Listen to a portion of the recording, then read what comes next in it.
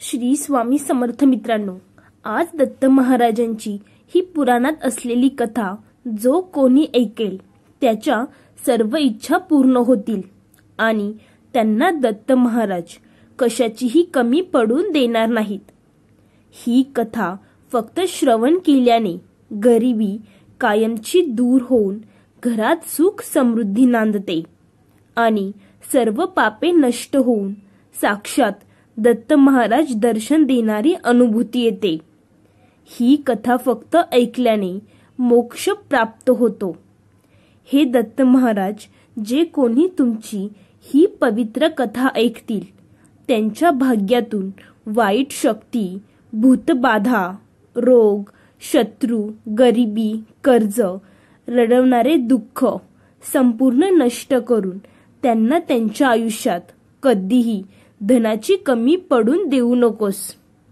दत्त महाराजांचा अनुभव घेण्यासाठी कमेंट बॉक्समध्ये श्री गुरुदेव दत्त नक्की लिहा. ही कथा आत्ताच लाईक करून दत्त महाराजांच्या भक्तांना ही कथा शेअर करा. तुम्हालाही दत्त महाराजांचा अनुभव आल्याशिवाय राहणार नाही.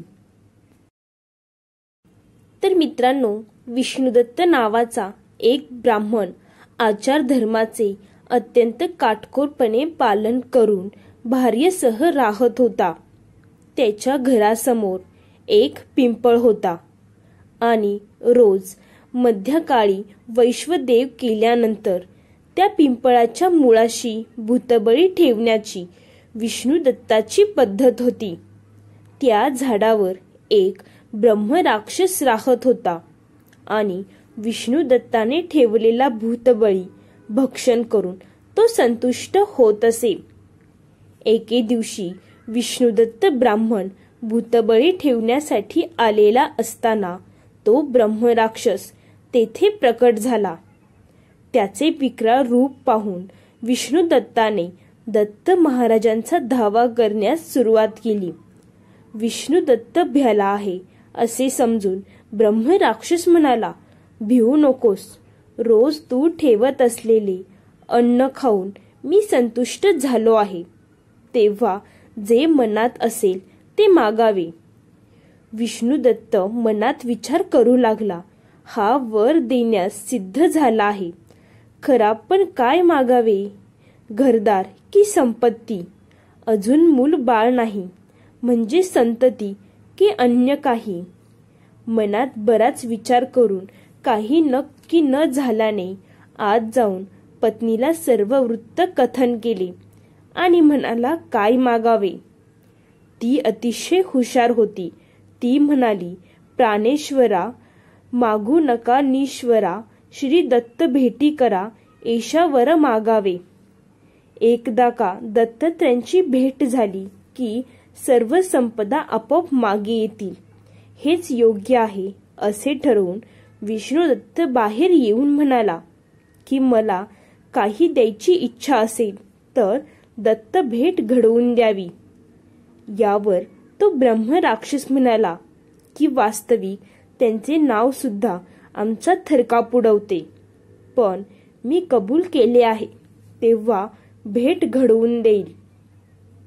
एकदा एक मद्याच्या दुकानात एक अत्यंत गलिच्छ असा मनुष्य आलेला पाहून तो ब्रह्मराक्षस विष्णुदत्ताला हाक मारून म्हणाला, ब्राह्मणा, तुझे दैवत त्या मद्याच्या दुकानात आहे, तेव्हा त्वरा करावीत.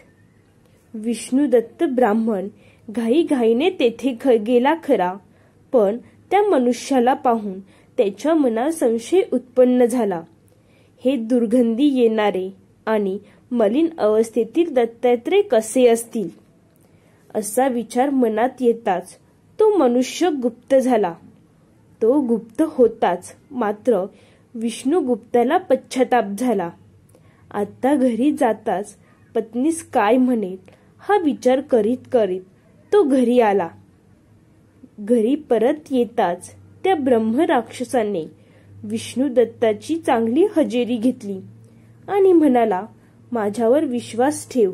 काही दिवसांनी एकदा स्मशानात दत्त महाराज कावळ्या कुत्र्यांसोबत खेळत होते. ते जाणून त्या ब्रह्मराक्षसाने विष्णुदत्ताला हाक मारली आणि म्हणाला, शीघ्र जाऊन पाय धरावेत. यावेळी विष्णुदत्त ब्राह्मण स्मशानात पोहोचतात. दत्त महाराजांनी त्याच्यावर मोठी हाडे फेकून मारण्यास सुरुवात केली. त्या माराच्या भयाने विष्णुदत्त पळाला आणि घरी आला. ब्रह्मराक्षस घरी विष्णुदत्त येताच त्याला म्हणाला, या देहाला भुलून तू पळ काढलास. अरे, ह्या नशिवंत देहाची काय म्हणून ममता घ्यावीस. आता यापुढे शेवटचा प्रयत्न मी करेल, अन्यथा तुझ्या नशिबी दत्त दर्शन नाही असे समजावे. पुन्हा एकदा स्मशानात दत्त महाराज आलेले पाहून ब्रह्मराक्षस विष्णू दत्ताला हाक मारून म्हणाला, विप्रा, यावेळी मात्र धीर धरून त्या परमात्म्याचे पाय धरावेत आणि जर त्यांनी काय हवे आहे असे विचारल्यास दर्शश्राद्धाला आपण ब्राह्मण म्हणून यावेस असे आमंत्रण द्यावे.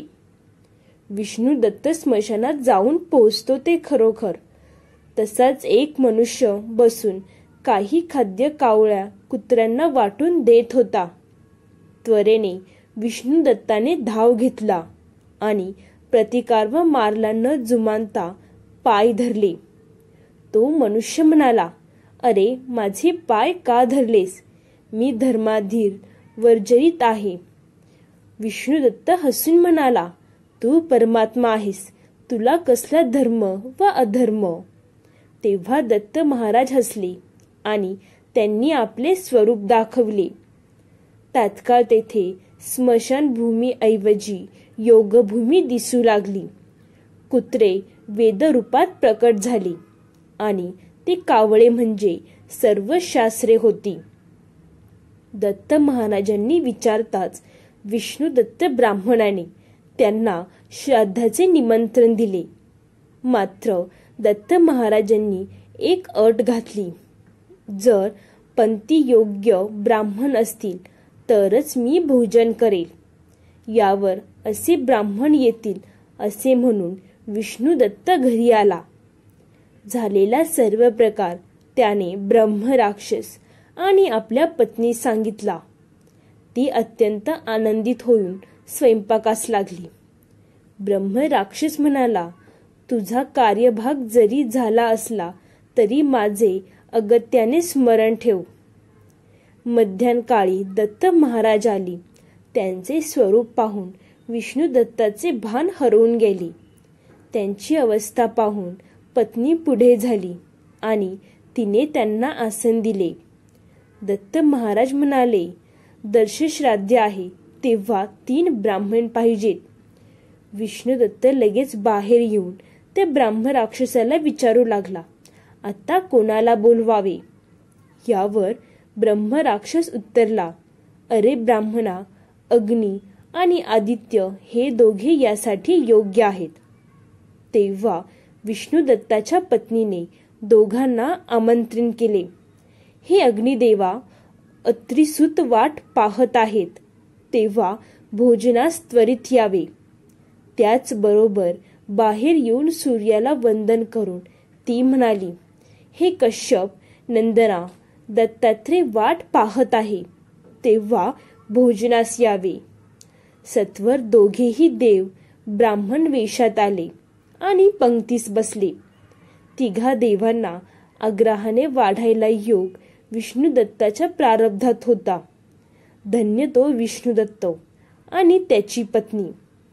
दत्त महाराजांचे उच्चिष्टे हे त्या ब्रह्मराक्षसाला दिल्यावर तो देखील मुक्तीस गेला.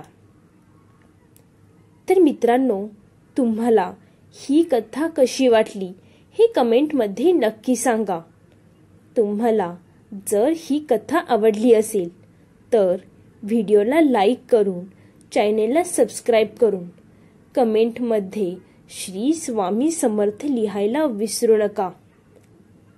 संपूर्ण व्हिडिओ पाहिल्याबद्दल धन्यवाद मित्रांनो. बोला श्री स्वामी समर्थ. श्री गुरुदेव दत्त.